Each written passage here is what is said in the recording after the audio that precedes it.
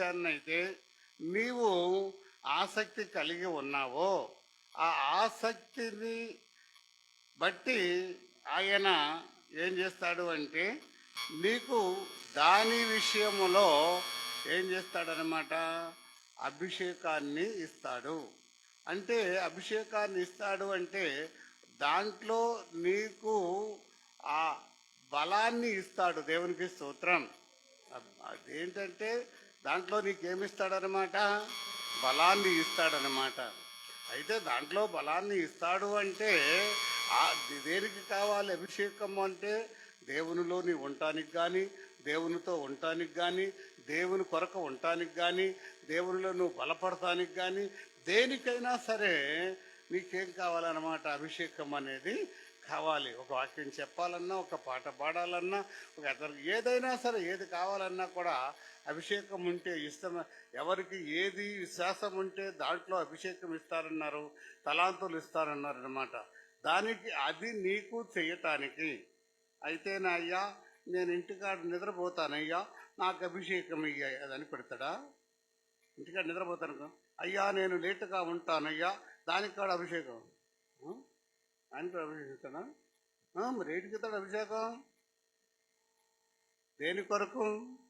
నీకు దేవునికి సంబంధమైన, నీవు దేవునిలో బలపడటానికైనా, నీవు దేవుని కొరకు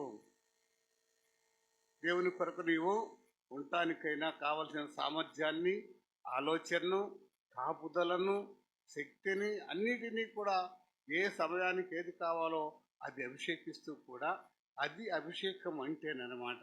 అందుకని అటువంటి అభిషేకం కూడా నువ్వు ఎలా చూడాలి అంటే కావలివాడు ఎప్పుడు తెల్లారుతుందా అని ఎంత ఎదురు చూస్తూ ఉంటాడో నీవు కూడా ఈ అభిషేకానికి ఎలా చూడాలన్నమాట, ఎదురు చూస్తూ ఉండాలి. అంటే ఆశ ఎందుకులే నేను ముసలిదాన్ని అయిపోయాను కదా, 3 రోజుల పండుగే కదా నాకు, ఇంకా నాకెందుకు అభిషేకం ఎందుకంటే నీకు కావాల్సింది నీకుంటుందేమో. నీకు ఆశ ఉంటే వయసులో వృద్ధత్వం కావచ్చు కానీ ఆయన పనికి మన వృద్ధత్వము, మనకు అజ్ఞానము, మనకు తెలివి లేదు, మాట రాదు అనే దానికి మాత్రం చోటు లేనే లేదు. చాలా శరీరం వృద్ధత్వం వచ్చినా కూడా ఆ సమయానికి ఆయనే ఆ కార్యానికి శక్తినిస్తాడు, లేకపోతే ఆలోచననిస్తాడు, లేకపోతే బలాన్ని ఇస్తాడు, లేకపోతే ఏదైనా అది చేస్తాడనమాట. అయితే నీకు నీ జీవితానికి దానికి సంబంధం లేదనమాట. కానీ నీకు అభిషేకం కావాలి అనుకున్నప్పుడు నీవు మాత్రం ఏమై ఉండాలి, కావాలి వారు తెల్లవారితే ఎప్పుడు తెల్లారుతుందా అనుకున్న ఎంత ఆశతో ఉంటారో మీరు కూడా దాన్ని అభిషేకం పొందుకోవటానికి ఏమై ఉండాలన్నమాట, ఆశ కలిగి ఉండాలా లేదంటారా? మరి మనకేమైనా ఉందా? మనకేమైనా ఉందా? ఏమి నాకు ఎవరో కనపడతలేదు. ఒకళ్ళు కూడా అదే లేదు చెప్పారు కదా, దాని మీద ఆసక్తి కానీ ఆలోచన కానీ చెప్పారని కానీ నేను నా దేవుని కోసం ఉండాలని కానీ నా దేవుడు చేసిన దానికి నేను ఏమి చేయగలను అనే ఆలోచన కానీ కృతజ్ఞత కానీ నేను మరి ఆలోచన అసలు లేనే లేదు. మరింకా ఏమంటున్నారు అంటే ఎండిన నేల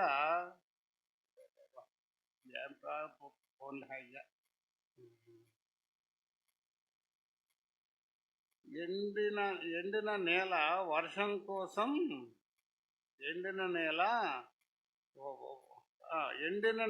వర్షం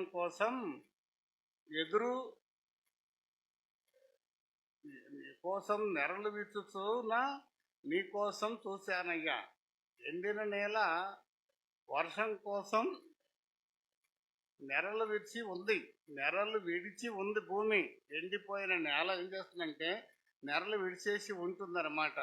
నెరలు విడిచేసిన భూమి ఏం చేస్తుంది అంటే నెరలు విడిచేసిన భూమి అంటే ఇంచుమించుగా కూడా దానికి నీరు లేదు కాబట్టి దాంట్లో ఏ మొక్క వేసినా కూడా పండదు, ఏది వేసినా కూడా అది ప్రయోజనానికి ఆ భూమి నిష్ప్రయోజనమైన భూమి. కానీ ఆ భూమి అనుకుంటూ ఉంటుందట, నా దేవుడు నన్ను ఇచ్చాడు, ఈ భూమిగా నన్ను ఉంచాడు, నేను ఫలించాలి, నేను ఫలించి ఆయన జనాంగానికి మరి నేను ఆహారాన్ని ఇవ్వాలి అని అది ఎదురు చూస్తూ ఉంటుందట. నేల ఏమని ఎదురు చూస్తూ ఉంటుందన్నమాట, నేను ఫలించాలి, నా దేవుడు నన్ను అందుకు సృజించాడు, ఇదిగో ఆయన జనాంగమైనటువంటి తన జనులకు ఆహారాన్ని ఇవ్వాలి, ఎప్పుడు నేను ఫలిస్తానా అని ఆయన ఏం చేస్తుందన్నమాట, వర్షము కోసం ఏం చేస్తుందన్నమాట, అది ఎదురు చూస్తూ కూడా ఉంటుందంట. అంటే వర్షము పడితే వర్షానికి తాను మెత్తగిల్లిపోయి తాను పంటకు పనికొచ్చే రీతిలో ఇత్తనం వేసిన ఇత్తనం మొలకెత్తే రీతిలో అవుతుంది. కాబట్టి అది ఏం చేస్తుంది అనమాట, వర్షం కోసం ఏం చేస్తూ ఉంటుందంటే అది ఎదురు చూస్తూ ఉంటుందన్నమాట. ఒకవేళ నువ్వు ఎండిన నేలలాగా ఉన్నా సరే, నువ్వు పనికిరాని స్థితిలో ఉన్నా సరే, నీవు ఆశ కలిగి ఉన్నట్లయితే, నా దేవుడు నన్ను రక్షించాడు, నా దేవుడు నా జీవితాలలో చేసిన మేళ్ళు ఇన్ని అన్ని కాదు, నా దేవుడు చేసిన మేళ్లకు నేను కృతజ్ఞత కలిగి నా దేవునికి నేను చెయ్యాలి, ఎలా చెయ్యాలి అని చెప్పి గనక నీవు ఆశ కలిగి ఉన్నట్లయితే ఆయన ఏం చేస్తాడు, నీకు కావలసినటువంటి ఆ వర్షాన్ని, జీవపు వాక్కుని నీకు దయచేసి అభిషేకిస్తాడు. దేవునికి స్తోత్రం, హల్లెలూయా. అందుకని దానికోసం నువ్వు అంతగా నీ దేవునికి నువ్వు చేసిన దానికి కృతజ్ఞత ఉందా, నా దేవునికి నేనేం చేయగలగననే స్థానం ఉందా, త్యాగం ఉందా, ఏదో మట్టి భోజ్యంలాగా విగ్రహ పుష్టిలాగా వచ్చి కూర్చుని వెళ్ళిపోయే స్థానం ఉందా, ఏమైపోయింది అసలు? వాస్తవంగా కూడా ఎప్పుడు కూడా శేష జీవితం అనేది చాలా శక్తివంతమైన స్థానం అన్నమాట. శేష జీవితం అంటే ఏమంటే నిజమే, జీవితంలో చదువుకు కొంతకాలం ఉపయోగిస్తాం, చదువు అయిన తర్వాత వివాహానికి కొంతకాలం, వివాహం అయిన తర్వాత పిల్లల్ని పెంచుకోవడానికి కొంతకాలం, పిల్లల్ని పెంచుకున్న తర్వాత పెళ్ళిళ్ళు కొంతకాలం, ఆ పిల్లలు పెళ్ళిళ్ళు అయిపోయిన తర్వాత రిటైర్మెంట్ అంటారనమాట. ఇక ఈ శేష జీవితాన్ని దేనికి మనం ఉపయోగించుకో, పిల్లల కోసం కానీ, ఇంటి కోసం కానీ, సంపాదన కోసం కానీ ఉపయోగించుకుంటా, నీకు దేవునికి ఉపయోగించే స్థానాన్ని తెచ్చే జీవితము, ఆ శేషాన్ని మాత్రం ఎవరికి పంచకూడదు. నేను కూడాను ఎవరికి పంచాలన్నమాట, దేవుని కొరకే. 1 సంవత్సరం ఉండా, 2 సంవత్సరాలు ఉండా, 10 సంవత్సరాలు ఉండా, ఎన్ని సంవత్సరాలు ఉండా కూడా ఎవరికి పంచాలి, ఆ సమయం దేనికి ఇవ్వాలన్నమాట. అయితే మాకు అందరికి అన్నీ ఉన్నాయి కాబట్టి మాకేం బాధ లేదయ్యా, ఎదురికి సుశీలమ్మ, విజయమ్మ, రిటైర్డు లేకపోతే కుమారమ్మ, ముగ్గురిగా దొరికారు, మిగతా దొరకలేదు అని అనుకుంటారా? కానీ ఆ జీవితానికి అంత విలువ ఉంది. ఏదో ఒక రోజుకి మీకు ఆ స్థానం వస్తుందా, రాదంటారా? వస్తుంది. అటువంటి స్థితి అనేది మరి మీకేమైనా ఉన్నదా? అదే అంటున్నాడు, నా యేసయ్యా, నా జీవితం నీవే యేసయ్యా, దుప్పి నీటి వాగుల కోసం ఎదురు చూస్తున్నట్లు నీ కోసం ఎదురు చూస్తున్నానయ్యా అని చెప్పి మీరు కూడా నీటి వాగుల కోసం ఎదురు చూస్తూ ఉంటుందట అది. మరి మీరు కూడా దేవుని మాట కోసం, దేవుని పని కోసం, నా పక్షంగా దేవుని ఉద్దేశ్యము ఏమయ్యున్నదో దేవా నాకు దయచేసి అని నీవేమైనా ఎప్పుడైనా ఆలోచన కలిగి ఉంటావా? కలిగి ఉంటారా? ఉండాలి అనేది దేవుడు చెబుతున్నాడు అనమాట. మీకు ఆసక్తి లేనిదే దేవుడు కూడా ఏదో కేకేసి పిలిచి పిల్లనిస్తాడని మాత్రం అనుకోమాకండి. ఓయ్, మనకు ఆసక్తి అనేది ఉండాలి. మనకి ఆసక్తి అనేది, ఈ పాటని ఎన్నిసార్లు మీరు పాడలేదు? మా లక్ష్యం అయితే ఎన్నిసార్లు పాడుతుంది అనమాట. కానీ ఆ స్థానం అనేది, ఆ ఎదురు చూపు అనేది ఏమైనా ఎప్పుడైనా మీలో కలిగిందా? ఎదురు చూశారా? చూస్తే ఇప్పుడు ఎప్పుడో వచ్చేది భారం, ఎప్పుడో వచ్చేది బలం, ఎప్పుడో వచ్చేది శక్తి, ఎప్పుడో వచ్చేది జయాలు. కానీ దానికోసం మనం చూడలేదు కదా. అది కావాలి ఆయనకు. అందుకని మరి అటువంటి ఆలోచన మనం కలిగి ఉందామంటారా? దేవుడి కొద్ది మాటలు ఆలోచన కలిగించును గాక. బ్రతికున్నంత కాలం నీకు బ్రతికించింది ఇచ్చిన దాన్ని గౌడి గీదుల్లాగా తినమని కాదు, నీకు శరీరం అట్టా కాదు. బతికినంత కాలము నా దేవునికి నేను నా దేవునికి పనికి రావాలి. ఒకవేళ నడవలేకపోయినా కూర్చుని స్థితి చెబుతానికైనా నేను పనికి రావాలి.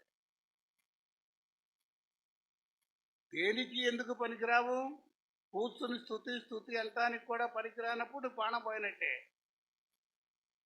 కూర్చుని స్థుతి అంటానికి కూడా శక్తి ఉండని జీవం ఏదైనా ఉంటుందా? పెద్ద పెద్ద పనులు చేయలేకపోవచ్చు. స్థానాన్ని బట్టి, స్థితిని బట్టి చేస్తానికి ఎవరికి ఎంత మటుకు చేస్తామో అనేది ఆసక్తి ఉండాలి. కానీ ఏదో ఒక రీతిలో దాన్ని చెయ్యవచ్చు. దానికి లిమిట్ అనేది లేదు అన్నమాట. అర్థమవుతుంది. మనం తెచ్చుకుంటాం కానీ దానికి మాత్రం లిమిట్ లేదు ప్రియులారా. ఆశ కావాలి. ఆశ కలిగిన వారికి ఎప్పుడు కూడా గట్టిగా కొన్నట్లుగా కనుక నీ ఉంటే, నాకు కావాలి, నేను చెయ్యాలి అని అనుకున్నప్పుడు వాస్తవంగా కూడా నాకు ఈ మాట చెప్తుంటే నేను ఈ పరిచర్యని ఎలాగా చెయ్యాలి అనుకున్నా. నేను గట్టిగా ఏదో అందరిలాగా 1000 మందికి చెప్పాలని అనుకోలేదు. కానీ ఒక్కరికి చెప్పినా, 2-2కి చెప్పినా సరే సారము చెప్పాలి అనే ఆశ కలిగి ఉండాలన్నమాట. అందుకని నా దేవుడు దాంట్లో నుంచి బయటికి వెళ్ళనివ్వడు నన్ను. ఎంత సారం కావాలంటే మీకు అంత సారాన్ని ఇస్తున్నాడో లేదో నాకు తెలియట్లేదు. నలిపి చెరుకు రసాన్ని కనుక మిషన్లో పెట్టి తీస్తే సారం ఎట్టా వస్తుంది? అట్లా మీకు అందుతుందా లేదా?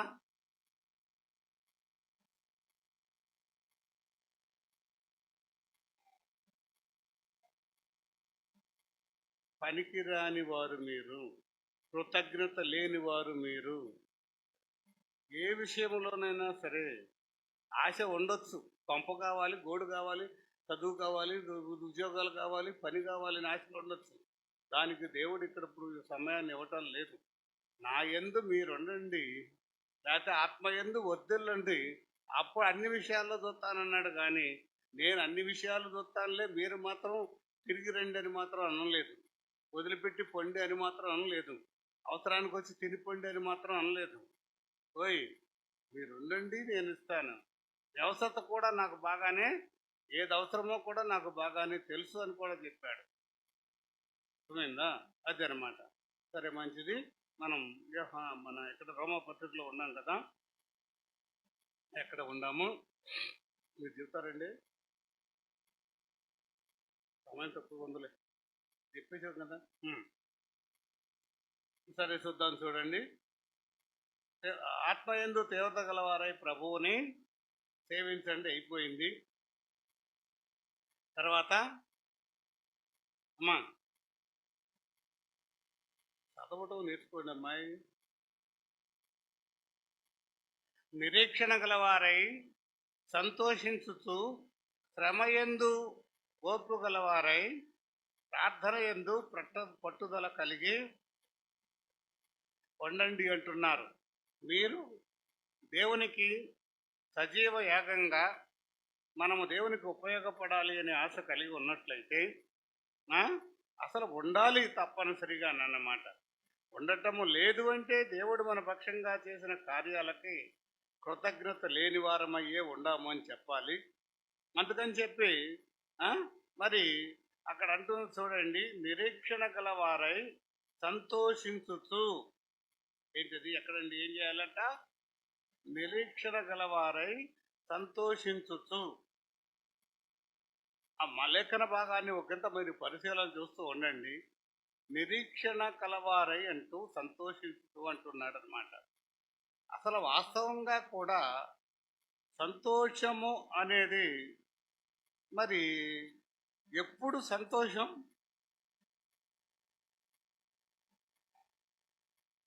ఎప్పుడైనా మీరు ఎవరైనా సరే సంతోషము అన్నప్పుడు నాకైతే మా యోహాన్ బాబు లేడు, ఎక్కడ సీట్ తినిచ్చేవాడు కాదు, లాగేసుకునేవాడు. ఎక్కడికైనా వెళ్ళినా ఇంటికాడే ఊరుకు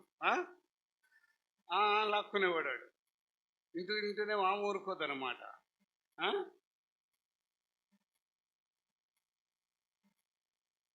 దేవుని స్తోత్రం. అంటే అది చూడండి, సంతోషము అనేది ఏ ఒక్కరమైనా కూడా కార్య సఫలత కలిగినప్పుడు, హాయిగా ఉన్నప్పుడు, మంచిగా ఉన్నప్పుడు, నువ్వు ఏడవరా బాబో అంటే ఎవడన్నా ఎడతాడా? వీడు ఉన్నాడు అనుకోండి, ఒక బొమ్మను పోయే సైకిల్ ఇచ్చావనుకోండి, నాకెందుకు ఇచ్చావు నాయనా అని ఏడమంటే ఏడుతాడు ఈడు. ఆ?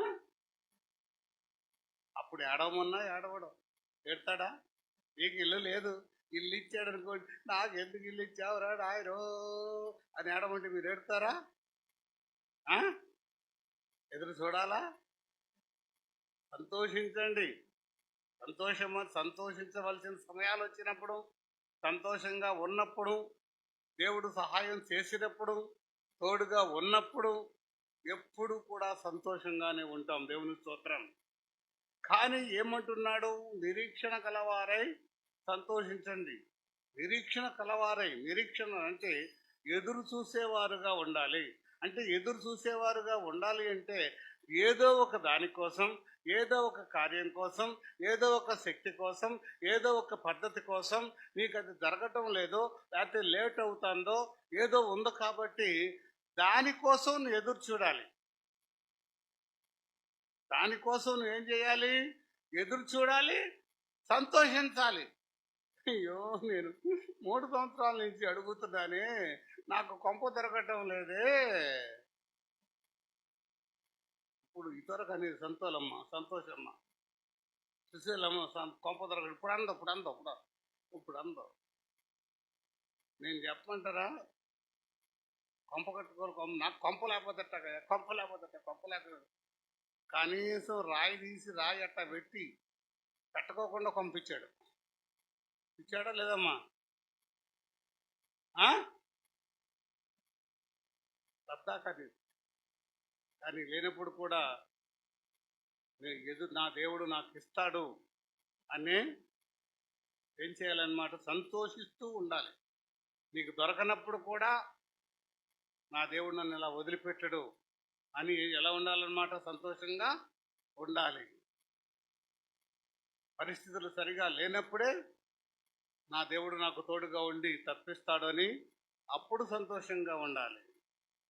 సంతోషంగా నిరీక్షణ కలవారా అంటే నువ్వు కోరుకునే దానిని అది దేవుని యందు కావచ్చు కాక, ఆధ్యాత్మిక స్థితిలో కావచ్చు కాక, లోకపరమైన విషయాల్లో కావచ్చు కాక, దేని విషయమైనా కూడా ఎదురు చూస్తూ కూడా సంతోషంగా ఉండి, ఎందుకంటే ఈ దినాలు కాకపోతే రేపటి దినాన్ని కాకపోతే ఎల్లుండి దినాన్నైనా ఏదో ఒక రోజుకి నా దేవుడు నాకు సహకారిగా ఉండి నా కార్యాన్ని జరిగిస్తాడని సంతోషంగా మీరు సంతోషించు.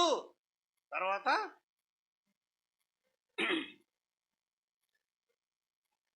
సంతోషించుతూ శ్రమయందు ఓర్పు గలవారై ప్రార్థన యందు పట్టుదల కలిగి ఉండండి.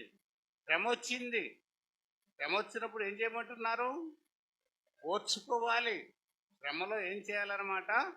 ఓర్చుకోవాలి.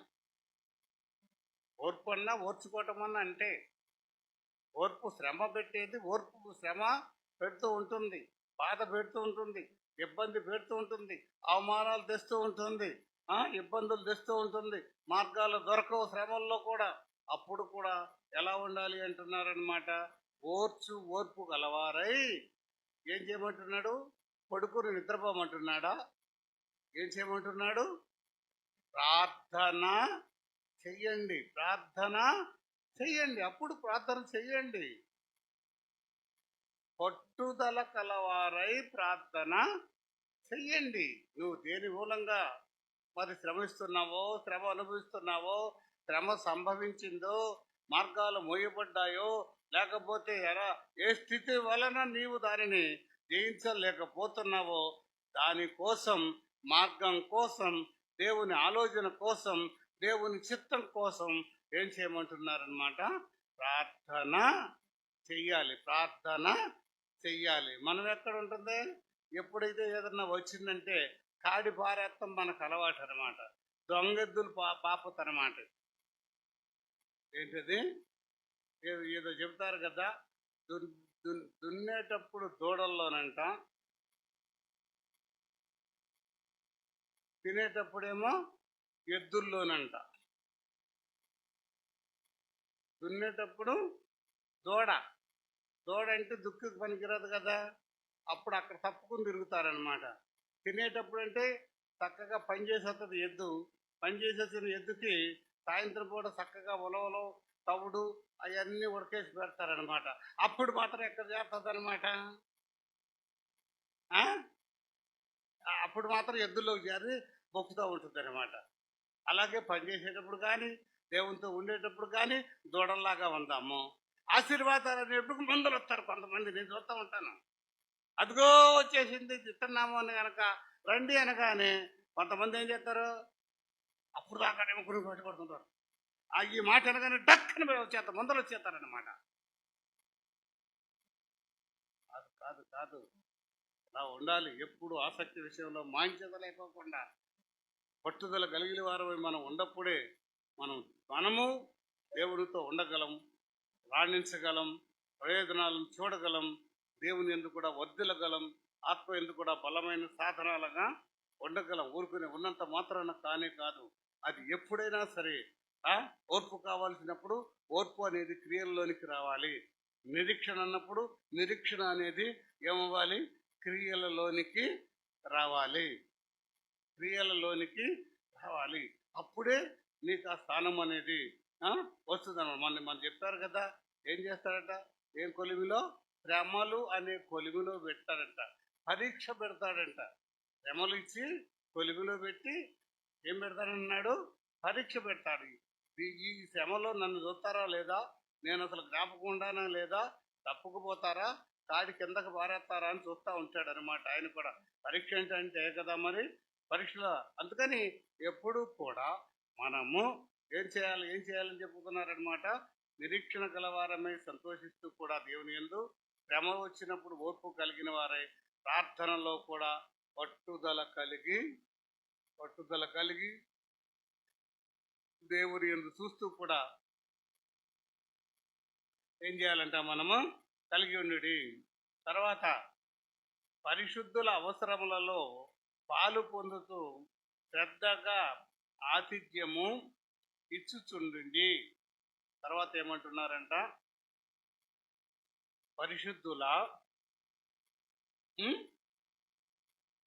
పరిశుద్ధుల అవసరములలో పాలు పొందుతూ శ్రద్ధగా ఆతిథ్యము ఇచ్చుచుండండి అంటున్నారు. దేవుని స్తోత్రం.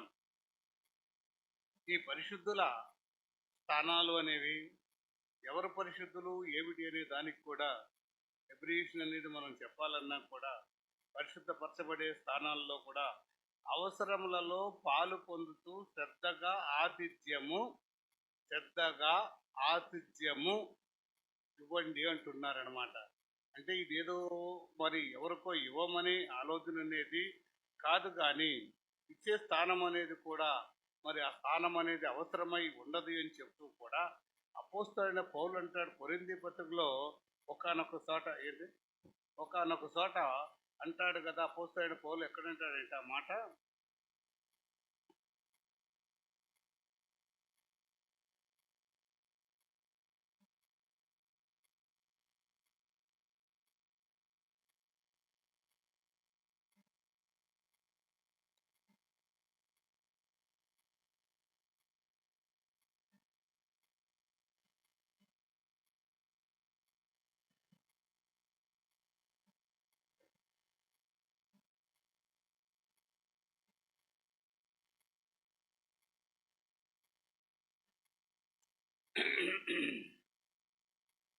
రెండో కొరింథీ పత్రికలో 12వ అధ్యాయంలో 13వ వచనంలో ఒక మాట అంటాడనమాట. 2 కొరింథీ 12వ అధ్యాయంలో 13వ వచనాన్ని అక్కడ అంటున్నాడు అనమాట. చూడండి, నేను మీకు భారముగా ఉండకపోతున్నను విషయములో తప్ప మరి ఏ విషయములో మీరితి వరకు సంఘము కంటే తక్కువ వారైతిరి. నేను చేసిన ఈ అన్యాయమును క్షమించండి. దేవునికి స్తోత్రం. హల్లెలూయా. అపోస్తలుడు పౌలు ఏమంటున్నాడో చూసావా, కొరింథీ సంఘానితోనూ ఉండకపోతిన విషయములో తప్ప సంఘానికంట ఆయన భారంగా లేడట. సంఘము అసలు ఉన్నదే ఆయన ఒక్కడు. ఆయన ఒక్కడైతే ఆయన ఒక్కని పరిస్థితి కూడా సంఘం మీద ఆధారపడి భోజనం కానీ ఆయన అవసరతలు కానీ అసలు ఆధారపడలేదట. ఆ దినాల్లో కూడా ఆయన ఏమయ్యాడనమాట, ఆ, బేరాలు గుట్టుకుని వచ్చిన డబ్బుతో ఆయన తన జీవితాన్ని దీవించేవాడట. అందువల్ల ఏమైపోయిందని చెబుతున్నాడు అంటే, ఆ, మరి ఏ విషయంలో మీరు ఇది వరకు ఇతర సంఘముల కంటే తక్కువ వారైతేరే, ఏ విషయములో మరి మీరు ఇంతవరకు కంటే తక్కువ వారు అంటే పోషించలేకపోయారు కాబట్టి ఆ ఆశీర్వాదాలనేవి మీకు లేకుండా పోయినాయి. చూసారా ఆ భారం? ఈ మాట విన్న తర్వాతే మీకు నేను పాలు ఇవ్వాలి అనే ఆలోచన నేను కలిగి ఉండానన్నమాట. గత సంవత్సర కాలాలలో కూడా మరి ఎప్పుడు ఏ విషయములోనూ మీకు తోచిన దానిని మిమ్మల్ని పరిచర్యకి ఇమ్మన్నాను, కానీ ఎప్పుడు ఏ భారాన్ని కూడా మీకు 20 సంవత్సరాల్లో పెట్టానా? నేను ఇమ్మన్నానా? అడిగానా? చెప్పండి, చెప్పండి. కానీ మరి ఈ మాట ఏమవుతుందన్నమాట, ఆ భారం అనేది ఎవరు మోయాలి? ఎవరు మోయాలి? నేను అది మీకు ఇవ్వకపోవటం మీ ఆశీర్వాదాలు ఏమైపోతాయి అనమాట. మీ ఆశీర్వాదాలు పోతున్నాయి. నేనే వాడేసాను అనుకోండి, ఆశీర్వాదం ఎవరికి వస్తుంది? నాకే వస్తుంది అనమాట. కానీ అది నాకు ఇష్టం లేదు కాబట్టి అది మీకు అప్పచెప్పి మిమ్మల్ని నేను అడగటం లేదు. మీరే ప్రేరణ కలుగుతున్నారు. దాని విషయంలోనైనా అధిక భారాన్ని మీరు పెట్టుకోమాకండి. మీకు తగినంత భారాన్ని, ఇవ్వగలిగినంత స్థానాన్ని ఇచ్చుకోండి. దేవుడికి మీకు, అమ్మా నేను ఇవ్వలేనయ్యా, ఇంట్లో ₹1,00,000 ఉన్నాయి కానీ బొర్రి పడుతుందయ్యా, ఆ బొర్రి పెట్టలేను కానీ ఈ 10 రూపాయలే ఉన్నాయ్యా, ఇది తీసుకో అయ్యా అంటే నేనేం చెప్పలేను. కానీ అక్కడ ఉందంతో నువ్వు ఇచ్చేదంతా ఆయనకి తెలుసు. దాని గురించి నేనేమీ ఆలోచన చెప్పను. ఓయ్, కొంతమందికి ఇబ్బంది ఉంటుంది, ఉండదని నేను అంటానా? నా దినాలలో కూడా నేను చెబుతున్నాను,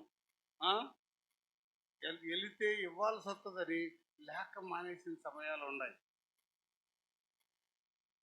అందుకని నేను ఇళ్ళకు వచ్చినప్పుడు కూడా నాకు అసలు 100% తీసుకోవడం నాకు ఇష్టం ఉండదు. ఇక బాధపడతారని నేను బాధపడతా తీసుకుంటా, మీరు బాధపడతారని నేను బాధపడతా తీసుకుంటా.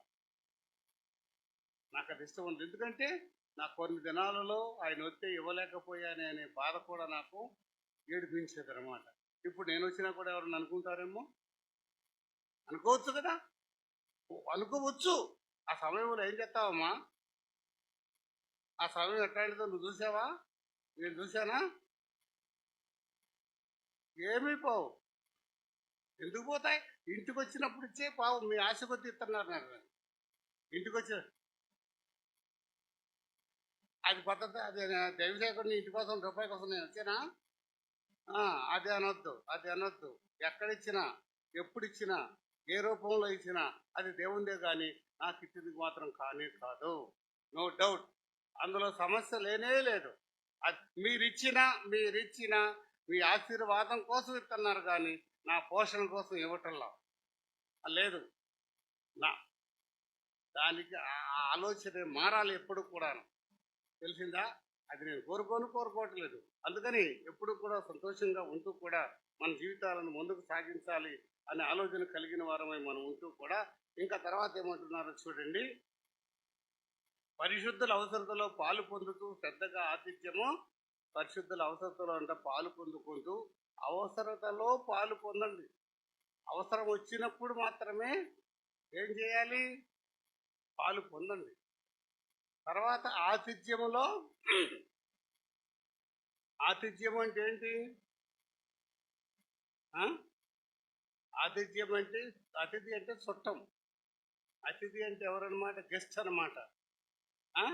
ఆ గెస్ట్కి చుట్టానికి ఏమైతే అనుకోని సమయాల్లో వచ్చినప్పుడు ఏదైతే పెట్టాలనుకుంటారో పెడతారు కదా. చుట్టానికి పెడతారా లేదా లేకపోయినా పక్కన ఇంటికి దాంట్లో మాత్రం పాలు పొందండి. సమయానికి 1 రోజు 2 రోజులు ఎప్పుడైనా వచ్చినప్పుడు. అంతేగాని ఏదైనా అవసరం వచ్చినప్పుడేమో పాలు పొందండి. అవసరతలో పాలు పొందండి. అవసరతలు అంటే ఇప్పుడు నాకు ఉందనుకోండి, దేవుని కృపతో ఏంటంటే నాకు ఇంతకు ముందే ఆల్రెడీ సిద్ధపాటు చేసి ఉంచాడు కాబట్టి నా అవసరతలతో మీ మీద నేను ఆధారపడాల్సిన అవసరం నాకు ఎంత మాత్రం కూడా దేవుడు నాకు మీకు ఇవ్వలేదు ఆ ఛాన్స్.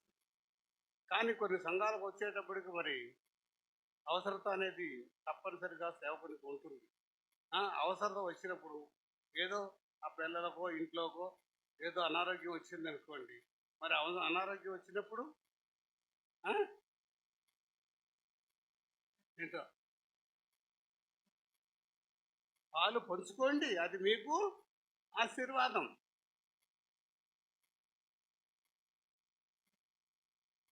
మరి అవసరం ఏంట్రా?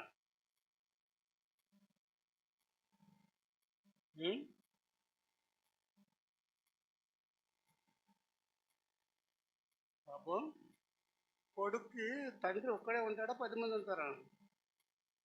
అట్లాగే పరిస్థితులు అంటే ఎవరు పరిచయం చేసేవాళ్ళు. ఇది సంఘాన్ని బట్టి చెబుతున్న మాట, వాక్యాన్ని కాదు. వాక్యం ద్వారా పరిశుద్ధత అయ్యేవాళ్ళు వాళ్ళు కూడా కావచ్చు, సందర్భాలను బట్టి, సేవా భారాన్ని బట్టి సేవలో ఉన్నవాళ్ళు కూడా. కారణం దానికి కొన్ని రెఫరెన్స్లు కావాలంటే చెప్తాను, కానీ ఇప్పుడు నేను దాన్ని చెప్పను. రెఫరెన్స్లు ఉన్నాయి. నేను కూడా ఎక్కడి నుంచో వస్తున్నాను, పరిశుద్ధులకు ఇస్తున్నాను, వారి కోసం తీసుకెళ్తున్నాను అని అపోస్తలులు చెప్పిన కూడా ఉన్నాయి, 2-3 సార్లు ఉన్నాయి, లేదని నేను చెప్పను. కానీ అదంతా చెప్పమంటే చెప్పడానికి నాకేమి ఇబ్బంది లేదు. కానీ ఒకసారి చూడండి, మరి ఇదే అధ్యాయంలో 15వ అధ్యాయం 25వ వచనం చూడండి, 25 చూడండి. అయితే ఎప్పుడు పరిశుద్ధుల కొరకు పరిచర్య చేయొచ్చు యెరూషలేముకు వెళుతున్నాను. ఎక్కడ పౌలేనంట పరిశుద్ధులకి ఏం చేయటానికి వెళ్తున్నాడంట? పరిచర్య చేయటకు యెరూషలేముకి వెళ్తున్నాడంట ఆయన పరిచర్య చేస్తానికి. అదే విషయం చూస్తున్నట్లయితే 2 కొరింథీ 9:1-2లో కూడా 1వ అధ్యాయంలో కూడా మరొకసారి చూస్తున్నట్లయితే 2 కొరింథీ 9వ అధ్యాయం 1వ వచనం,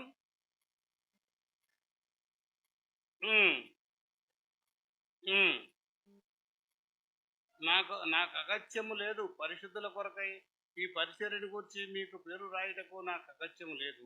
మీ మనస్సు సిద్ధమై ఉన్నదని నేను ఎరుగుదును, అందువలన సంవత్సరము నుండి అక్కయ సిద్ధపడి ఉన్నవి అని చెప్పి నేను మిమ్మల్ని కూర్చి మాసిదోనియాలో చేపడుతున్నాను.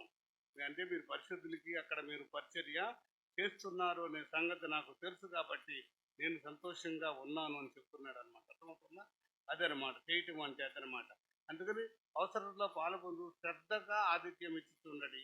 అలాగే మిమ్మును హింసించు వారిని ఏం చేయమంటున్నాడు? దీవించండి. మిమ్మల్ని హింసించేవారిని ఏం చేయమంటున్నాడు? హింసించేవారిని ఏం చేయమంటున్నాడండి? హింసించేవారు అంటే ఎవరు? హింసించేవారు 2 ఉంటారు, 2 రకాలు ఉంటాయి. హింసించేవారు 2 రకాలు ఉంటాయి అన్నమాట. కారణం ఉండి హింసించేవారు ఒకరు ఉంటారు, కారణం లేకుండా హింసించేవారు మరొకరు ఉంటారు అన్నమాట. అంటే కారణం ఉండి హింసించేవారంటే తప్పు చేసినప్పుడు, మాట జారినప్పుడు హింసించేవారు ఉంటారు, అది లేకోకుండానే హింసించేవారు కూడా ఉంటారన్నమాట. కారణం ఉండి నువ్వు హింసకు పాలవుతున్నట్లయితే కారణాన్ని వదిలిపెట్టు. కారణం ఉండి నువ్వు హింసించబడుతున్నట్లయితే ఏం చేయాలన్నమాట? కారణాన్ని వదిలిపెట్టు. అప్పుడు నువ్వు ఆ హింస నుంచి కూడా తప్పించబడతావు. కానీ కారణం లేకుండానే కొంతమంది ఏం చేస్తూ ఉంటారనమాట? హింస పెడుతూ ఉంటారనమాట. అయితే వారి విషయంలో ఏమంటున్నాడు? వారిని ఏం చేయొద్దంటున్నాడు? చెప్పించవద్దు. చేత్తో కొట్టారనుకోండి, నీ చెయ్యరగా అంటారనరా? కాలుతో తంతే గాలి చూస్తే ఏదన్నా అయిపోయింది అనుకుంటే నీ గుడ్డు పోను, అవునా? మాట అన్నాడంటే నీ నోరు పడిపోను, ఏనా? ఇవన్నీ శాపాలు, అది కాదు కావాల్సింది. వారిని ఏం చేయమంటున్నాడు? శపించవద్దు కానీ ఏం చేయమంటున్నాడు? వాళ్ళని దీవించు. ఎలా దీవిస్తారు? చేతితో కొడితే చెయ్యరు కానీ అంటారు కానీ గబుక్కుని ఆ? ఎలా దీవిస్తారమ్మా? ఎలా దీవిస్తారో చెప్పండి. మాట్లాడండి. ఎలా దీవిస్తారు? అసలే సస్తా అంటే ఒక పక్కన బాధపడుతూ వస్తా అంటే, వేదన పడుతూ వస్తా అంటే, అప్పుడు దేవుడు జ్ఞాపకం రాకపోతే నువ్వు అసలు ఎలా దీవిస్తావో ఒక రూపం కావాలి కదా దానికి. ఉండాలా లేదా? ఎలా దీవిస్తావు? దీవెన ఆలోచన కలిగి ఉండండి పిల్లారా. దీవెన అంటున్నాడు. అసలు అది దీవెన అంటే ఏమై ఉంటుంది? ఎలా ఉంటుంది దీవెన? దీవెన అనేది ప్రతి ఒక్కటి కూడా ఒక్కరికి మేలు చేసేదై ఉన్నది. దేవుని స్తోత్రం. అంతేనా? దీవెన అంటే ఎవరికైనా మేలు చేసేదే కానీ కష్టపెట్టేది, నష్టపెట్టేది, బాధ పెట్టేది దీవెన కానే కాదు. ఇప్పుడు ఆ స్థానములో ఉన్న మనము ఎవరైనా ఉన్నప్పుడు, సంభవించినప్పుడు ఆ సంభవంలో ఏమని నీవు దీవిస్తావు? చెప్పండి మరి ఎవరైనాను.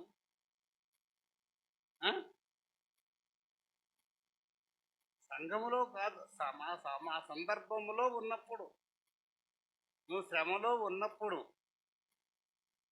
నువ్వు ఏమని దీవిస్తావు? చెప్పించొద్దన్నారు. చెప్పించడం అయితే మనం చెప్పవలసిన ఎవరు?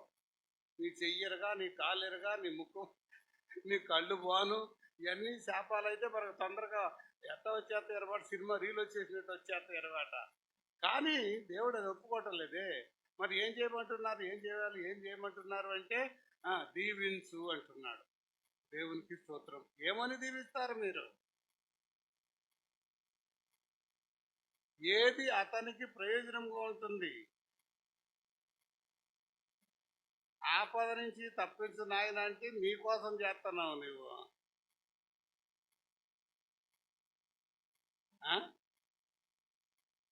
అతనికి దీవెన ఏది? వారికి దీవెన ఏది?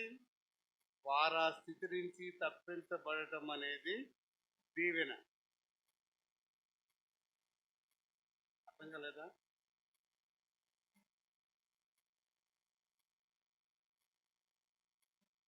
హింసించకూడదు అని తెలిసినప్పుడు హింసించకుండా ఉండరుగా. తెలిసినా చేసేవాళ్ళు ఎంతమంది?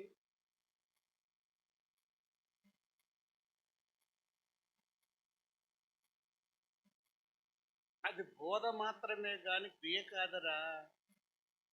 బోధ మాత్రమే అది. ఇది ఆఫ్టర్ దట్. ఇది ముందర చెప్పేది. ఇది హింసించకూడదు అనేది బిఫోర్. కానీ హింసించిన తర్వాత హింసపడే వారికి ఇచ్చే ఛాన్స్, దీవెన ఎక్కడ ఉన్నది అంటే దాంట్లో లేదు. కానీ దేవా ఈ స్థితి నుంచి వీరిని తప్పించు నాయనా. అప్పుడు ఆ స్థితి నుంచి ఆయన తప్పించబడ్డాడు అనుకోండి, యువతలు శ్రమపడేవారు కూడా ఏమవుతారు? ఇక తప్పించబడ్డారు లేదా? వాళ్ళ మేలు కోరుకున్నప్పుడు నీవు కూడా నీ మేలు నీకు దేవుడు సమకూర్చేవాడు అన్నాడు. దేవునికి స్తోత్రం. అంతటి స్థానం మనకు వస్తుందా? ఏదో చెప్పే దీవించండి అంటే ఏమి దీవిస్తారో తెలీదు, ఏమంటారో తెలీదు, ఏం చేస్తారో తెలీదు. కానీ ఏం చేస్తారు? ఏమి దీవిస్తూ ఉంటారు? నువ్వు రూపాంతరం పొందాలి. ఇటువరక ఏం చేసేవారు? తెప్పించేవారు. కానీ ఇప్పుడు దేవుని చిత్తం ఏదో తెలుసుకుని రూపాంతరం పొంది మనస్సు మార్చుకోండి. ఇప్పుడు ఏం చేయాలి? రూపాంతరం పొందాలి. ఇది దేవుని చిత్తం కాదు. మేలునే నేను ఆశించాలి, మేలు కలగాలి. కాబట్టి అతనికి మేలు, అక్కడ ఆ సమస్యలో మేలు కలగాలి అంటే నేనేం చేయాలి? రూపాంతరం పొందండి. అటువంటి స్థితి నుంచి ఈ బిడ్డను తప్పించు నాయన, అటువంటి మనసు నుంచి కూడా ఈ బిడ్డను తప్పించు నాయన అని నీవు గనక, నాయన నీవు ఇప్పుడు తప్పిస్తున్నావు నాయన అని దేవునికరంగా మాట్లాడినట్లయితే అది దేవునికి ఎంతో, దేవుడు తప్పించబడతావేమో, దేవుని స్తోత్రం. అది తెలియదు అన్నమాట.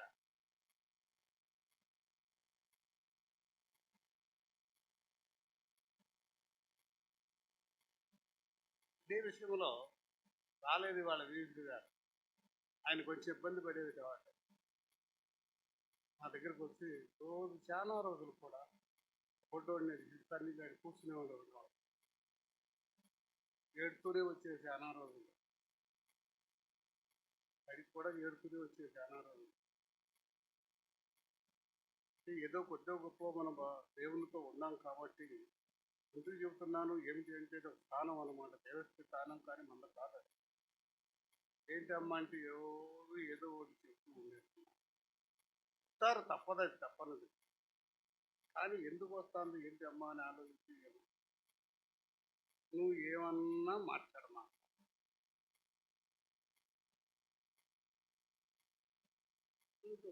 బంద్. లేచిన చెయ్యి ఏమైంది, ఆగిపోయింది అంతే. లేచిన చెయ్యి ఆగిపోయింది, మళ్ళా చెయ్యి ఎత్తలేదు. కావాలంటే వచ్చిన రోజు సాక్ష్యం అడగండి, నేను కాదు, ప్రత్యక్ష సాక్ష్యం అది.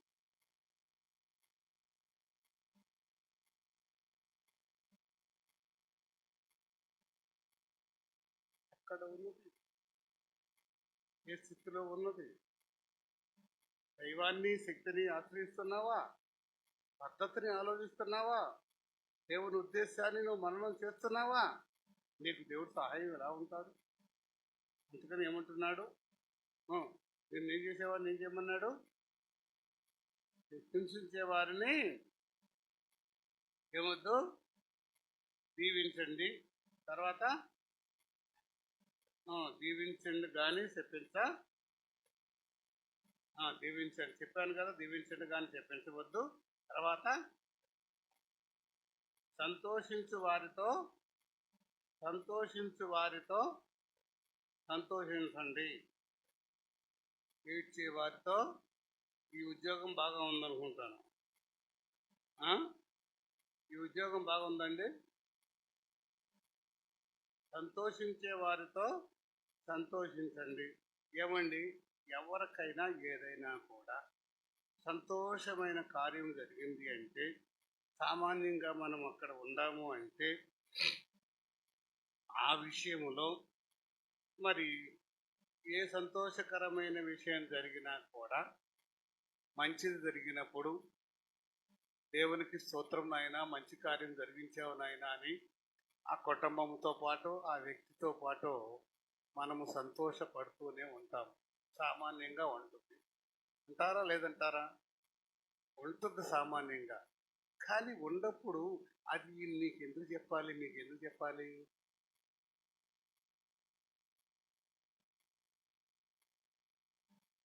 అక్కడ ఏదో హ్యాపీ గుడ్ న్యూస్ వెళ్ళిన వాళ్ళు ఎట్టాగైనా సరే సంతోషిస్తానే ఉంటారు.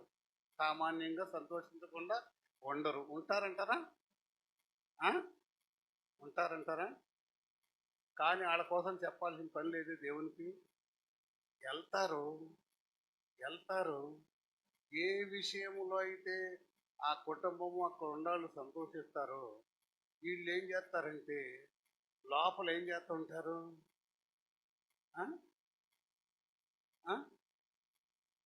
లోపల ఏం చేస్తారు చెప్పండి?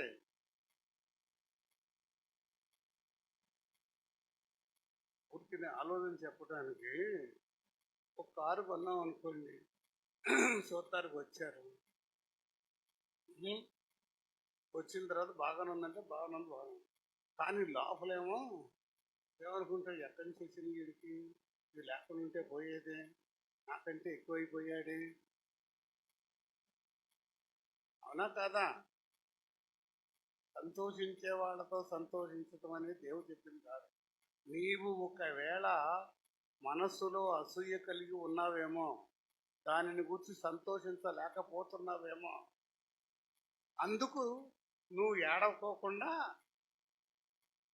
ఏమవుతున్నట్రా, వాళ్ళ కోసం చెబుతున్నాడు కానీ సంతోషించే వారి కోసం చెప్పటంలా. అందరికీ కొన్ని విషయాలలో జరిగితే కష్టంగా ఉంటుంది. నాకు లేనిది వీళ్ళకి దొరికిందే, నాకు లేనిది వీళ్ళకి దొరికిందే అని ఆలోచన వచ్చేటప్పటికి వాళ్ళు ఏమంటారు? సంతోషిస్తారా చెప్పండి అమ్మా, సంతోషిస్తారా? ఆ? సంతోషిస్తారు అప్పుడు. కానీ దేవుడు ఏం చెబుతున్నాడు? నీకు లేదు కానీ వాళ్ళకు వచ్చినందుకు నువ్వు సంతోషించు. నీవు దుఃఖపడమాక లోపల. నాకు లేదు, వీళ్ళకి ఎందుకు ఇచ్చారు, నేను 15 సంవత్సరాల నుంచి ప్రార్థన చేస్తున్నాను, నాకు ఇవ్వలేదు, వీళ్ళకి ఇచ్చాను, దేవుడు అన్యాయస్తుడు. వెళ్ళిన కాడి నుంచి ఏముందా, వెళ్ళిన కాడి నుంచి సంతోషించే అమ్మ బాగుందమ్మా, బాగుందమ్మా. ఈ సంతోషించిన వారు ఏం చేస్తారు? ఈ తలుపు ఎర్రగా ఉంటే బాగుండే, ఈ ముక్కు నల్లగా ఉంటే బాగుండే, ఆ దద్దు అదే ఆ డోర్ ఇట్టా పెట్టారంటే ఇట్టా పెడితే బాగుండే. వీళ్ళెవరు? సంతోషించేవాళ్ళేనా? అంటారేంటి? అవి వాళ్ళేంటి? సోమవారం సోమవారం ఇంట్లోకి రావచ్చా? వీళ్ళందరూ సంతోషించేవాళ్ళేనా? మాట్లాడేంటమ్మా. కానీ దేవుడు దానికి చోటు ఇవ్వటం లేదు, ఆ స్థానాలకు చోటు ఇవ్వటం లేదు పిల్లారా. వాళ్ళు సంతోషపడుతున్నారు కాబట్టి మీరు కూడా సంతోషంలో పాలు పొంది సంతోషించండి. అప్పుడు ఎందుకు చెబుతున్నారో వింటున్నారా మీరు? అప్పు వారితో పాటు మీరు సంతోషించినట్లయితే మీకు కూడా అది సంభవిస్తుంది. దేవుని స్తోత్రం. ఇప్పుడు సంతోషిస్తున్నారు, మీరు సంతోషించినట్లయితే రేపు మీరు కూడా సంతోషపడే జీవితాలను చూస్తారు. ఏడుతున్నారు అంటే మీ ఏడుపు నిరంతరం మీకే దొరుకుతుంది అంటారా? అది అన్నమాట, గమనించండి. దాంట్లో లోపల వెనక కిందనేమో ఏరు, పైనేమో కోడులాగా ఉంటుంది అనమాట. కానీ అలే సంతోషించేవారు సంతోషించండి. తర్వాత ఏంటి? ఏడ్చేవారితో ఏడవండి. ఏడ్చేవారు దుఃఖంలో ఉంటారు. ఆ దుఃఖంలో ఉన్నప్పుడు అక్కడికి వెళ్ళి వీళ్ళేమో అయ్యో ఇలా జరిగిపోయింది అని బాధపడతా అంటే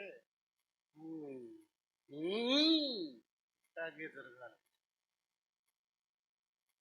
వాళ్ళు ఏడ్చుతాను అనుకోరా లోపల? అనుకునే వాళ్ళు ఉండరంటారా? మాట్లాడేంటమ్మా, ఉంటారా ఉండరా? ఉండరా? ఉండరా?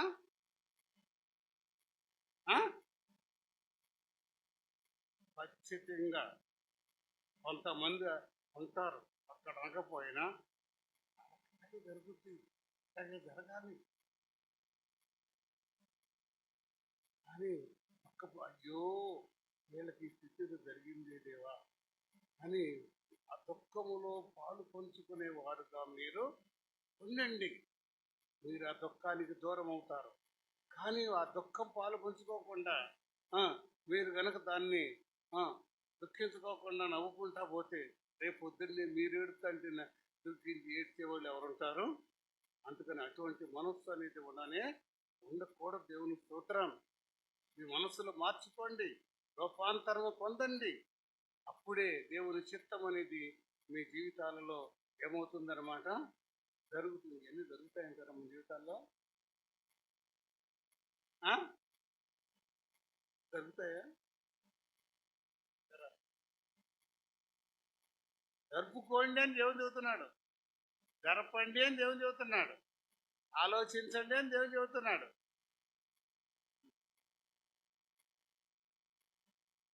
అంతే. వస్తుందమ్మా, ఆ మాట నీ దగ్గర ఉండాలిగా, ఆ స్థితి నీకు నీ నుంచి పోవాలిగా.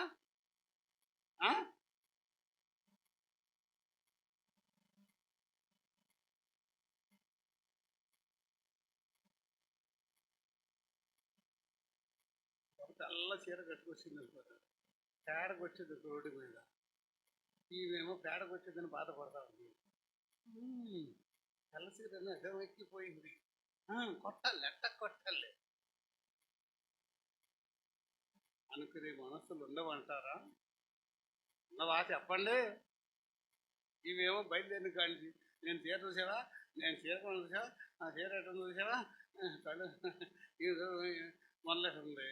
ఈ లోపల జరిగేటప్పటికి అదెక్కిపోయింది. అయ్యో ఉండదు పోయింది, అడిపోయి ఉంటారా? సంతోషిస్తారు, బాధపడే వాళ్ళు ఉంటారు, ఏంటి అవుతారు, ఏంటి మీరు అవుతుంది. కానీ అది నేర్చుకోండి. అది ఎవరి పని అంట? అది ఎవరి పని? సత్యం పని. దుఃఖపడేవారితో దుఃఖపడటం దేవుని పని, నవ్వేవారిలో నవ్వు అనేది దేవుని పని. అది నేర్చుకోండి, రూపాంతరం పొందండి. వెనక స్థితుల్లో అయితే అయ్యే ఉంటాయి మనకి, అదే ఆలోచన ఉంటుంది మనకి. అమ్మా ఇల్లు కట్టుకున్నాను చూద్దాం, కట్టుకున్నావులేమా మా లావు ఇల్లు అంటే బాగా చెప్పారు, మంచి సంతోషించినట్టేనా మాట్లాడి సంతోషించినట్టేనా? లోపల ఏముంది? నాకు లేదు కానీ ఇది దొరికింది. లోపల అసహ్యం ఉందా లేదా? ఏమ్మా అనలేదు ఎవరు నీ దగ్గర? ఇల్లు కట్టుకున్న జ్యోతి అనే ఉంటారు ఏదో ఒక విధంగా. కానీ మీరు మాత్రం అలా ఉండకండి. దేవానికి స్తోత్రం, ఆయన బిడ్డకి మంచి గృహాన్ని ఇచ్చావు, నీ స్తోత్రాలు ఆయన నీకు కూడా లేదు. దానిని సమకూర్చి దేవుడైనా ఈ మనస్సు ఇక్కడేమో ఒక మనస్సు రూపాంతరం పొంది దేవుని చిత్తం ఏదో మీరు తెలుసుకొని రూపాంతరం పొంది మారు మనసు పొందండి. ఇది తొలక చేసే ఆలోచనలు కానీ, తొలక ఆలోచనలు కానీ, పద్ధతులు కానీ, ఆచారాలు కానీ ఏది కూడా మన జీవితాల్లో అది ఉండకూడదు. దాన్ని వదిలిపెట్టాలి, దీంట్లోకి రావాలి, దాన్ని వదిలిపెట్టాలి, దీంట్లోకి రావాలి, దాన్ని వదిలిపెట్టాలి, దీంట్లోకి రావాలి. అప్పుడే మనము దేవుని కొరకు జీవించగలము అన్నమాట. అర్థమవుతుందండి? అమ్మ ఏంటమ్మా?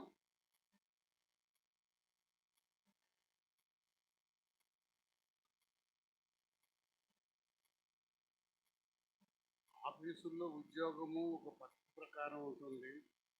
చేసే పని ఎక్కువ చేయాల్సి వస్తుందేమో కానీ మరొకటి అక్కడ ఉండదు. కానీ చేసే దానిని వదిలిపెట్టి కొత్త దాంట్లోకి రావటం అంటే ఇది కష్టమైన పని. చేసే మనస్తత్వం ఒక విధమైన మనస్తత్వాన్ని నువ్వు కలిగి ఉండవు. ఆ మనస్తత్వాన్ని వదిలిపెట్టి కొత్త మనస్తత్వంలోనికి రావటం అనేది ప్రయాసపడాలి అన్నమాట. దానిని మానటానికి ఎంతో మనల్ని మనం చంపుకోవాలి.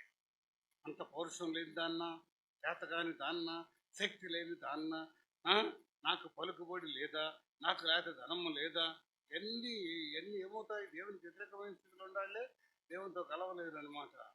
అవన్నిటినీ కూడా బట్టి కాకుండా దేనిని బట్టి అయినా సరే నువ్వు దేవునికి కనపరిచిన విధానాన్ని నీ దేవుణ్ణి నీతో ఏం చేస్తుందన్నమాట, ఫలభరితము చేస్తుందన్నమాట. దేవుని స్తోత్రం. హల్లెలూయా. ఏంటి ఇట్లా చూస్తున్నా, ఇట్లా చెబుతున్నాడు ఏంటో అనుకుంటున్నావా? ఏంటో నువ్వు మరేంటో కళ్ళు చూస్తున్నావు, నువ్వు ఎక్కట్లేదా? నీ లెక్క ఏరు, మా లెక్క ఏరు. తర్వాత ఏమంటున్నారు చూడండి. ఒకరితోనొకడు అమ్మా ఒకరితో 7 ఒకరితో ఒకడు మనసు కలిగి ఉన్నది, హెచ్చు వాటి యందు మనసుంచకయు తగ్గుడు వాటి యందు ఆసక్తులై ఉండండి, మీకు మీరే బుద్ధిమంతులమని అనుకొనవద్దు. దేవునికి స్తోత్రం. చూసారా ఇక్కడ ఏమంటున్నారో చూసారా? ఏం చేయమంటున్నారంట? ఒకరితో ఒకడు మనసు కలిసి ఉండండి. ఒకరితో ఒకరు ఏం కలిసి ఉండాలంట అంటే మనసు కలిసి ఏంటి ఏమిటి?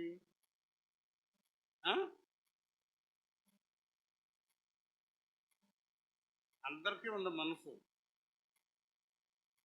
అందరికీ ఉంది మనస్సు. మనసు లేని వాళ్ళు ఇందులో ఎవరు కూడా లేరు. కానీ కలిసే మనసులు లేవు.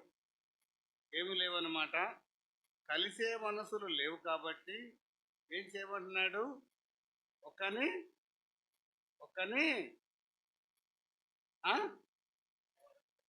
ఒకరితో నొకడు మనస్సు కలిసి ఉండండి.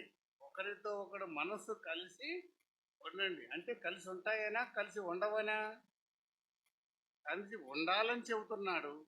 కానీ ఉన్నవారికి అవసరం ఏముంది? కలవటం కలవని వారికి కలవాలి, కలిసి ఉండాలి అనిపిస్తుంది అంతే. ఉండాలి అని దేవుడు చెబుతున్నాడు, అనిపిస్తుంది కాదు, ఉండాలి.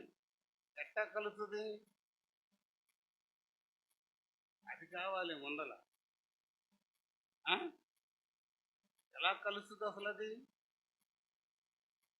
ఆ? మనసు ఎలా అసలు కలవని మనసు ఏంటి?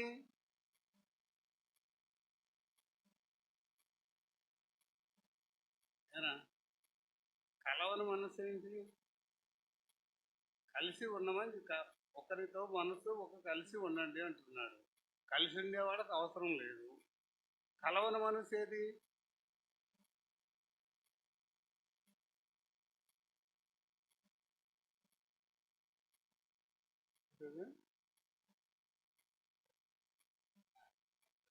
అప్పుడు దాంట్లో దాంట్లో ఏమి ఉండేమన్నాడు. మనసు అక్రమం. ఒక దాని మీద మనసు కలవాలి. కేరళ విషయంలో మనసు అనేది ఏముంటుంది? యువత పుచ్చుకోవడంలో దానికి స్థానం ఎక్కడుంది? మనసు కలవాలి. కలవని మనస్సును కలపాలి. కలవాలి అన్నప్పుడు చెప్తున్నారు అంటే కలవని మనస్సుని కలుపుకోవాలి. ఇప్పుడు ఒకరితో ఒకరి మనస్సు కలుపుకోండి అంటున్నాడు. కలిసి ఉండే వాటిని నువ్వు కలిపేది ఏముంది? ఎవరు కలుపుకోవాలి? మీ మనసులు కలవనప్పుడు కలుపుకోండి అంటున్నారు. కలుపుకోండి అంటే నీకు గడ్డం పెంచడం ఇష్టం, నాకు ఇష్టం లేదు.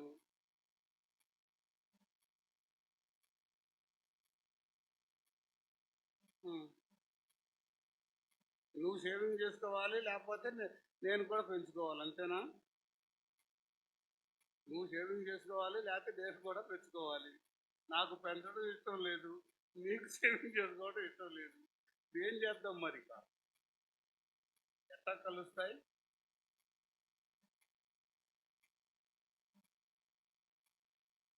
ఎక్కడ ఉంది కదరా, నాకు మళ్ళీ దొరుకుతుంది. నాకంటే ఇప్పుడు పెరిగిందిలే, కానీ శుభ్రంగా తెస్తావా? కలవటం అంటే వాళ్ళు నా ఇష్టం చెప్తానంటాను. వాడి ఇష్టం వాడు చేసుకుంటాడు, ఇది నాకు ఇష్టం నేను చేసుకుంటాను. సరిపోయిందా? అది కలవటం అంటే.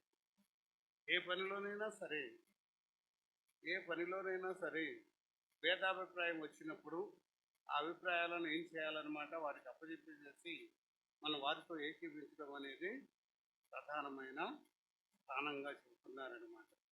కొంచెం కష్టంగా ఉంటుందేమో, కానీ నేర్చుకోవాలి. మనం నేర్చుకోవడంలో తప్పేం లేదు కదా, అవునా కాదంటారా? తర్వాత ఏమంటున్నారు నాన్న? ఇంకా ఉంది అందులో తొందరగా.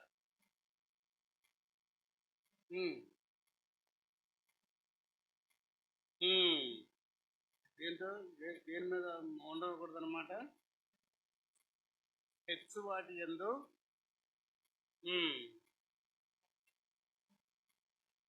తక్కువ వాటి యందు, అదే తక్కువ వాటి యందు ఆసక్తులై ఉండి మీకు మీరే బుద్ధిమంతులమని అనుకొనవద్దు.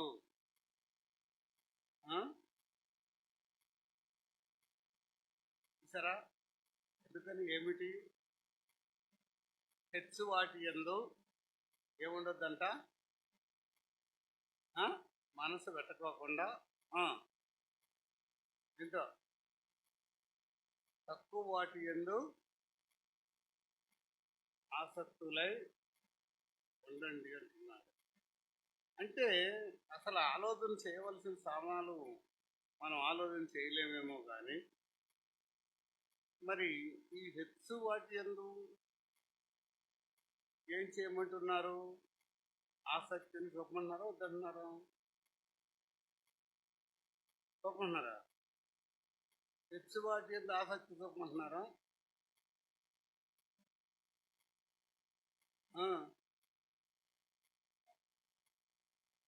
అవును, అవునమ్మా. హెచ్చు వాటి యందు ఆసక్తి ఉండమంటున్నాడా, వద్దంటున్నాడా? వద్దు అంటున్నాడు కదా. మరి వద్దు అన్నప్పుడు హెచ్చు వాటి యందు ఆసక్తి అంటే అసలు ఏంటి? తక్కువ వాటి ఎందు ఆసక్తి అంటే ఏంటనమాట? ఆ? అంటే ఏ స్థితిలో ఏమిటి, ఏ స్థానం? దేవుడు కోరుకునేది మాత్రం ఒక్కటి మాత్రం వాస్తవం అనమాట. నీకు ఏది ఎంత మట్టుకు నీకు స్తోమత ఉందో, ఎంత మట్టుకు నీకు అవకాశం ఉన్నదో, ఎంత మట్టుకు నువ్వు దాన్ని నెరవేర్చగలవో అది ఏమవుతుందన్నమాట. నువ్వు పైకి వెళ్ళటం కాదు, కిందకి రావటము కూడా కానే కాదన్నమాట. నీకు నీ ఆర్థిక పరిస్థితి అనేది కాదు, ఏ పరిస్థితి అయినా, ఆధ్యాత్మిక పరిస్థితి అయినా సరే, ఏదైనా సరే, నీకు ఇదేనికై ఒక 100 రూపాయలు పెట్టి ఒక చీర కొనుక్కుంటాక నీకు స్తోమత ఉంది. హెచ్చువాటి ఏంటంటే 100 దాటి నువ్వు పైకి 1000 రూపాయలకి వెళ్ళావంటే హెచ్చువాటి ఎందు ఆసక్త, తక్కువ వాటి ఎందు ఆసక్త? హెచ్చువాటి ఎందే ఆసక్తి నీకు. అంటే లేని దానిని ఉన్నట్టుగా నువ్వు చూపించుకుంటున్నావు. లేని దానిని ఉన్నట్టుగా నీవు చూపించుకుంటున్నావు. అది ఏమవుతుంది అన్నమాట? జీవపు డంబము. ఉన్న దానికంటే ఎక్కువ చూపించుకుంటున్నావు కాబట్టి అది ఏమవుతుంది అనమాట? అసలు జీవమేమో 100 రూపాయల జీవమే, కానీ నువ్వు ఎంత పెంచావు దాన్ని? 1000 రూపాయలకి పెంచావు. ఆ 1000 రూపాయలకు తీర్చలేక ఇక తెప్పలు ఎవరికి తెలుసు అనమాట? కట్టేవాళ్ళకి తెలుస్తుంది అనమాట. అందుకని హెచ్చువా నీకు నీకు కలిగిన స్థానంలో ఏ స్థానంలోనైనా, ఆధ్యాత్మిక స్థితిలోనైనా, దేవునితో ఉండటంలోనైనా, సావాసం చేయటంలోనైనా, ప్రేమించటంలోనైనా, ఏ సమాధాన పట్టడంలో, అన్నిటిలోనూ కూడా మనము బ్యాలెన్స్ని చేయాలి. ఎప్పుడు కూడా దాన్ని కూడా, అంటే నేను లెక్కలు మాట్లాడాను కాబట్టి అవధి వ్యవధి అని ఉంటుందన్నమాట. దాన్ని దాటకూడదంట, దాన్ని తగ్గించుకోకూడదంట. సరే 100 రూపాయలు నీ దగ్గర ఉన్నాయనుకోండి, నాయన నేను ఇంగ్లీష్ నాకు తెలియదు, ప్లస్ పోయినది కాబట్టి నాకు తెలియదు, ఇంగ్లీష్లో నేను చెప్పలేను, ఇంగ్లీష్ నాకు తెలీదు, తర్వాత నేను కావాలంటే తర్వాత చెబుతాను. కానీ అట్లాగే 100 రూపాయలు ఉన్నాయనుకోండి, 100 రూపాయలు ఉంటే రాసుకుందాంలే, కోసిగుడ్డ కొనుక్కుందాంలే.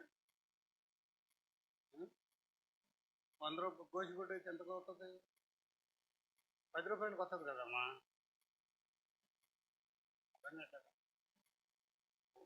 అక్కడ వరకు చేసుకోవడానికి తగ్గట్టుగా నీకు స్తోమత ఉంది. హెచ్చించుకోవద్దు, తగ్గించుకోవద్దు. అంటే లేదు అని నువ్వు తగ్గించుకోవద్దు, ఉన్నది అని హెచ్చించుకోవద్దు. నువ్వు ఉన్న దాంట్లో నీవు ఉంటే దాంట్లో ఉన్న తృప్తి అనేది ఏమవుతుందన్నమాట? నీ జీవితానికి హ్యాపీనెస్ అనమాట. ఈఎంఐలు వచ్చినాయి అనుకోండి, తారీఖు కనపడతా ఉంటుంది.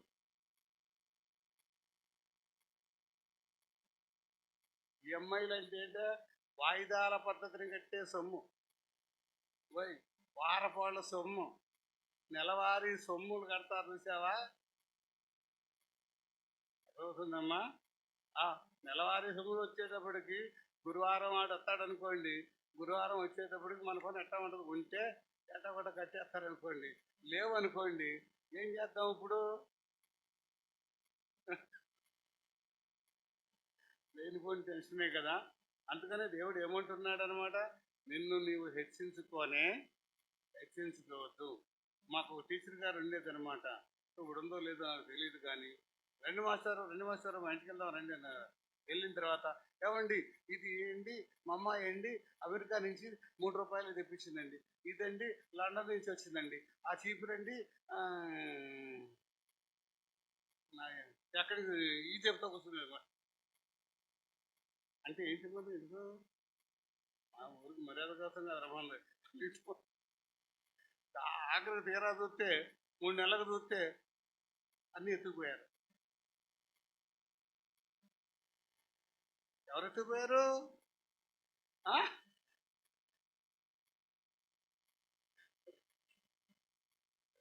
ఈఎంఐ అసలు ఈఎంఐ అంటే ఏంటిరా? అంటే ఎవిరు, ఎం అంటే మంత్, ఐ అంటే ఇన్స్టాల్మెంటా చేసిన ఆయన అది గెలవాలి. అందుకని మనకున్న దాంట్లో ఎప్పుడు కూడా ఓయ్ నా పాలసీ అయితే 100 ఉంటే 90 ఖర్చు చేసుకో, 100 అట్టి పెట్టుకో, 10 రూపాయలు అట్టి పెట్టుకో, 100 కాదు. నా జీవితంలో 250 రూపాయలు జీతం వచ్చినప్పుడు 10 రూపాయలు చీటీ పెట్టేవాడిని నేను. 250 రూపాయలు జీతం వచ్చినప్పుడు 10 రూపాయలు చీటీ కట్టేవాడిని. ఎంతకాలం సంవత్సరం కడితే 120 రూపాయలు వచ్చాయి. కాకపోతే ఇప్పుడే 1000 రూపాయలు కట్టేస్తాను అనుకోండి, ఇప్పుడు ఏదైతే మార్చుకున్నాను.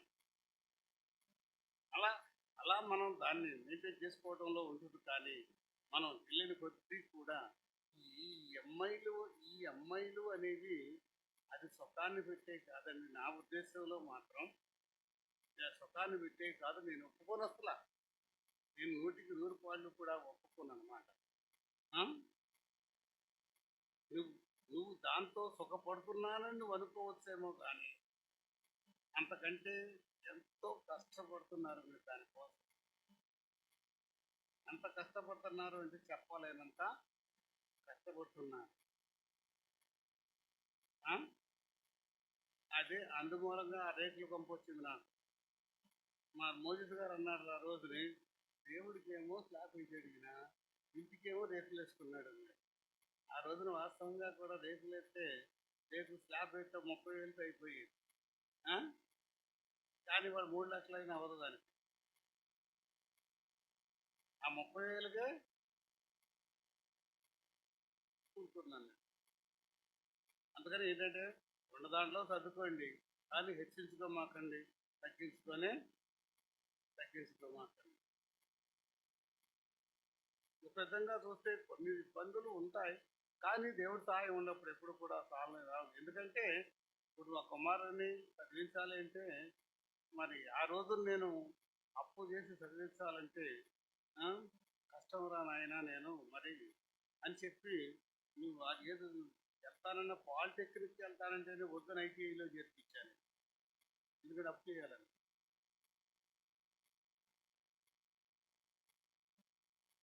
అందుకని నాకు ఇప్పుడు ఏంటంటే చదువుకోవాలి అన్న వాళ్ళకి, నేను ఆ రోజు నా బట్టలకు చదివించలేకపోయాను. నా పద్ధతి ప్రకారం ఏదైనా నాకు తోచింది ఏదైనా చేస్తే బాగుంటుందనేది ఆలోచన కలిగి ఉంటాను. నానైతే 2 పాయింట్లు వైద్యం, విద్య. మిగతాటికి నేనేమి కూడా వాళ్ళకి సపోర్ట్ చేయను. వైద్యము విద్యకే ఎక్కువగా నేను సపోర్ట్ చేయడానికి నాకు ఎక్కువ ఆలోచన ఉంటాను. అందుకని మిగతా ఇంకా ఎక్కడైనా ఆలయ నిర్మాణాలకి కూడా కొంచెం నేను ఆలోచన కలిగి ఉంటాను అన్నమాట. అదే అన్నమాట నేను చెప్పగలిగేది. చెప్పకూడదు, కానీ నా పాలసీ, నా ఆలోచనలు నేను ఇదనమాట. ఆ దినాల్లో నేను అయినా దేవుడు చదివించాడు, అనుకున్నంత వరకు చదివించాడు. ఆ దారికి కూడా వెళ్ళలేదు కదా, ఆడు వెళ్ళాలి, ఈడు వెళ్ళాలి. ఈడు అసలు చదవనే లేదులే.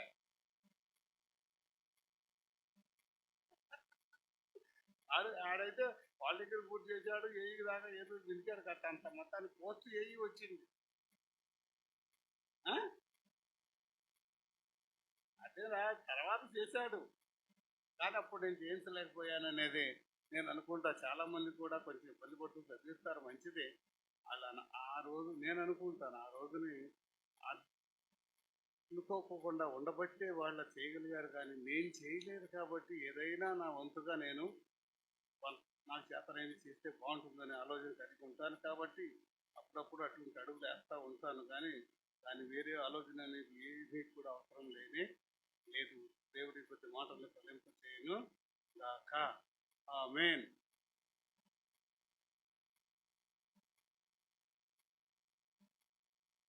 మంచిది. మరి ఏ స్థితిలో ఎలా ఉంటున్నామో, ఎన్ని మాట్లాడారు, ప్రతి మాట కూడా అభిషేకాన్ని కోరుకుంటున్న వాళ్ళు ఆసక్తి కలిగి ఉండాలి, ఎదురు చూడాలి, ఆ బలాన్ని పొందుకోవాలి. ఆ బలంతో నేను నా దేవునితో ఉండటానికి బలం కావాలి, నా దేవుని పనిచేయడానికి కావాలి, నా దేవుని ఆలోచన చేయడానికి కావాలి అనే ఆలోచన, ఆసక్తి కలిగినప్పుడు తెచ్చి ఉంచారు అని చెప్పి మరి మీకు చెబుతూ వస్తున్నారు. ఒకసారి చెప్పారు, రెండవసారి కూడా చూశారు. మీలో ఒకరు చూశారు కాబట్టి అది ఆ ప్రవచనానికి మరి బలాన్ని చేకూర్చింది. కాబట్టి ఆ ప్రవచన బలము అనేది మీరు అనుభవించాలి అంటే మీకు కావాలి ఆసక్తి అనేది. మరి ఆసక్తి కలిగి ఉంటారా?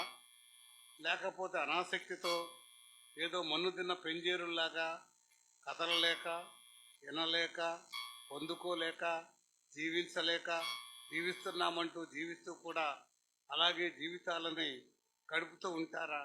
ఆసక్తి కలిగి ఉండండి. దేవుడు మరి జయవీరుడు, ఆయన అన్నిటికీ జయాన్ని ఇస్తాడు.